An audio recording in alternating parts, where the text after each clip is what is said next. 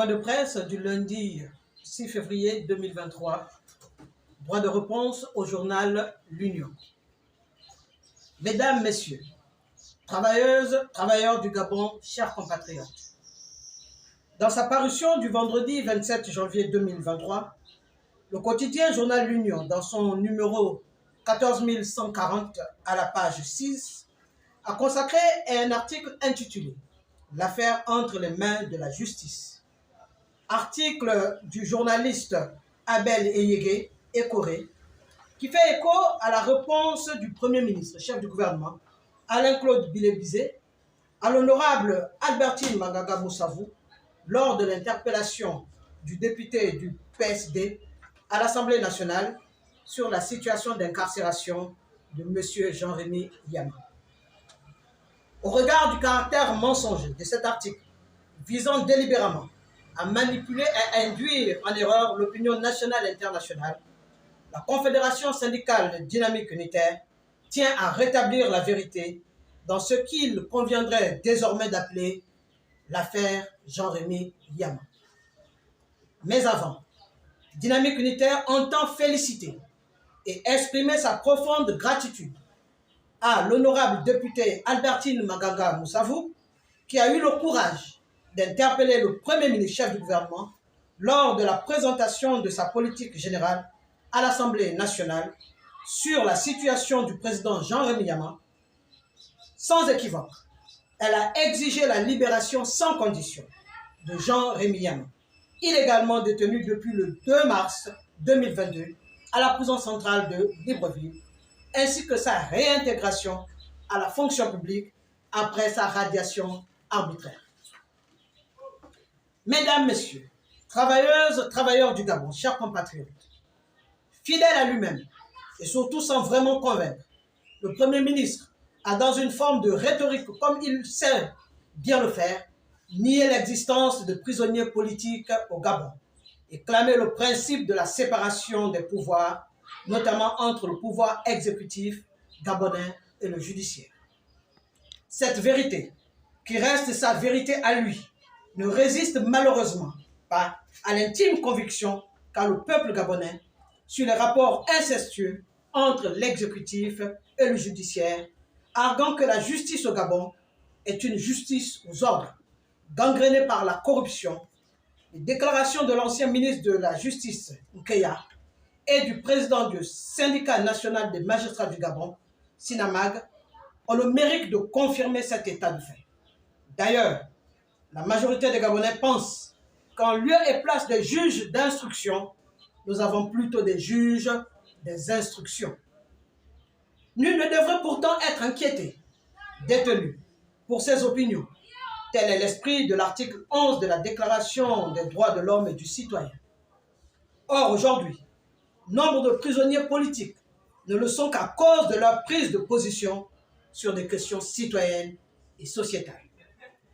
On voudrait rappeler au Premier ministre, chef du gouvernement, qu'il n'existe pas de disposition dans le code pénal gabonais qui permet l'arrestation d'une personne sur la base de ses opinions politiques. Pour Dynamique unitaire, toutes les personnes détenues en raison de leur opinion sont des prisonniers politiques, illégalement détenus à la prison centrale de Libreville.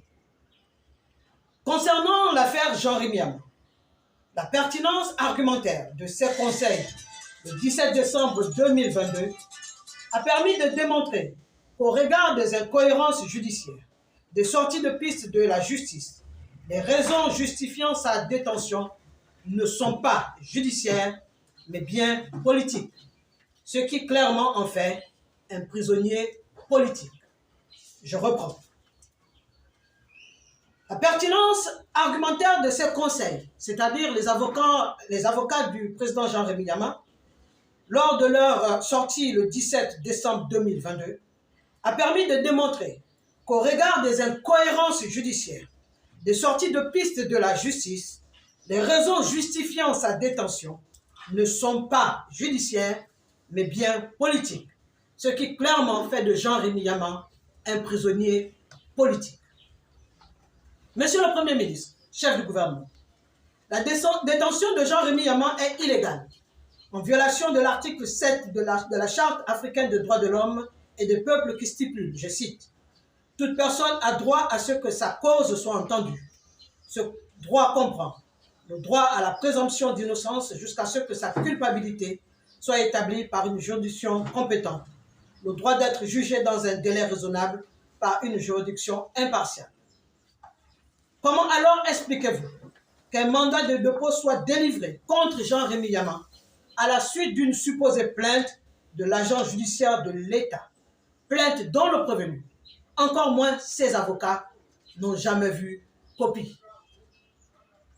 Mesdames, Messieurs, travailleuses et travailleurs du Gabon, chers compatriotes, c'est la preuve là que le président de Dynamique Unitaire fait l'objet d'un complot, d'une cabale, d'un acharnement qui remonte depuis 2015 et dont le journal L'Union s'est toujours fait l'écho en distillant des contre-vérités, comme ce fut encore le cas ce vendredi 27 janvier 2023.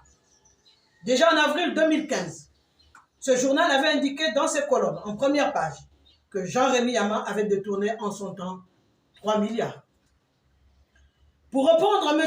Abel Eyege Ekoré, journaliste au quotidien L'Union, auteur de l'article sur Jean-Rémy Yama intitulé « L'affaire entre les mains de la justice », Dynamique Unitaire entend lui rappeler le b.a.-ba du journalisme. Vérifier la fiabilité de la source, recouper l'information. Manquer à ces principes de base, c'est être un collabo du système politique en place. Et c'est être au service des marionnettistes qui tirent les ficelles depuis la présidence de la République, dont l'objectif inavoué est d'induire en erreur les lecteurs du quotidien L'Union, désorienter l'opinion publique, détourner leur regard de véritables commanditaires et conspirateurs tapis dans l'ombre. Sans vergogne et sans sourciller, vous affirmez, je cite, « L'incarcération du leader syndical est consécutive à une plainte déposée par certains de ses collègues qui l'accusent d'avoir détourné 4 milliards, cette fois-ci, de francs alloués au projet de construction de logements des enseignants à Kanda via la SI Serpentin dont il était l'un des gestionnaires. Monsieur Abel Eyege Ekoré, pour votre propre instruction, voici les faits. Le 27 février 2022, alors qu'il embarquait à l'aéroport de Libreville pour Dakar, il a été gardé à vue au B2 pendant 3 jours et présenté au procureur de la République qui l'inculpera pour abus de confiance suite à la plainte de 4 de ses collègues enseignants-chercheurs. Le 2 mars 2022, 3 mois après, et au terme de l'instruction conduite par le juge Magali Mokobia Owe, le juge d'instruction en correctionnel ordonnera le 2 juin 2022 la liberté provisoire de Sieur Jean-Rémy Yama pour des raisons de santé. En réponse à cette décision, le procureur de la République, André Patrick Ropona, fera appel auprès de la Cour d'appel de Libreville qui le déboutera puisque son appel sera rejeté par la chambre d'accusation et par conséquent confirmera bel et bien la décision de la mise en liberté provisoire de Jean-Rémy Yama. Le 10 juin 2022, le procureur de la République André Patrick Ropona inculpera Jean-Rémy Yama, cette fois-ci sur une autre affaire, une nouvelle procédure, un nouveau chef d'accusation qui n'est pas lié à la première. Il s'agit pour le procureur d'une supposée plainte de l'agent judiciaire de l'État pour détournement de fonds publics. Cette fameuse plainte de l'agence judiciaire de l'État s'appuie sur les 2 marchés publics obtenus par la CI Serpentin, dont Jean-Rémy Yama est co-gérant, obtenus en 2010 et en 2013, qui avaient pour objet la viabilisation de la parcelle numéro 1, section YQ2. Ce sont d'ailleurs les seuls financements que la CI Serpentin recevra en 2010 d'un montant de 1,111 milliard et en 2023 de 2,047 milliards, soit 3,58 millions au lieu de 4 milliards dont l'article de votre journal fait allusion. chers compatriotes, au regard des faits, parce que les faits sont têtus, il est clairement établi que Jean-Rémy Yama, président de Dynamique Unitaire, est retenu en prison par la volonté politique de ce pays. Jean-Rémy Yama est maintenu en prison par la volonté du procureur de la République, André-Patrick Ropona. Pourquoi s'obstine-t-il à chercher ce qu'il n'y a rien à chercher, puisqu'il n'y a rien? Le dossier d'accusation est vide. Les plaintes commanditées et les motifs fallacieux. Il est clair que ce n'est pas la manifestation de la vérité qui intéresse le procureur de la République, André-Patrick Ropona, et la juge d'instruction, Leila Ayombo Moussa, épouse Biab. Travailleuses, travailleurs du Gabon, chers compatriotes, ne laissons pas les desseins du gouvernement se réaliser, car nous les connaissons, à savoir garder le président de Dynamique Unitaire en prison jusqu'à la fin des élections présidentielles, comme ce fut le cas en 2016. Le 2 mars 2023 prochain, Jean-Rémy Yama aura 1 an de détention. Pour ce triste anniversaire, nous devons nous préparer.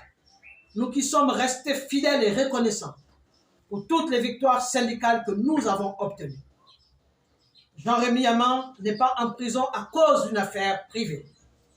Il est en prison à cause de nous, parce qu'il défend nos intérêts.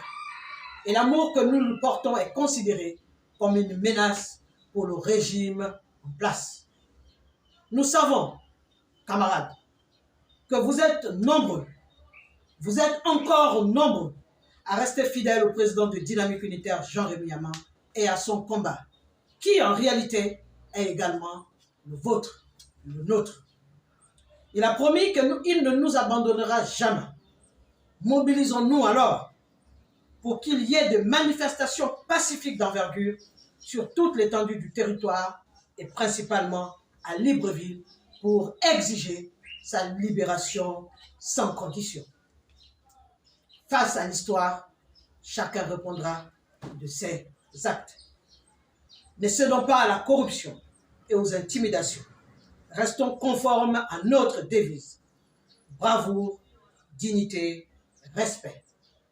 Que Dieu bénisse Dynamique Unitaire et que Dieu étende sa main sur Jean-Rémy Yama et tous les prisonniers du Gabon.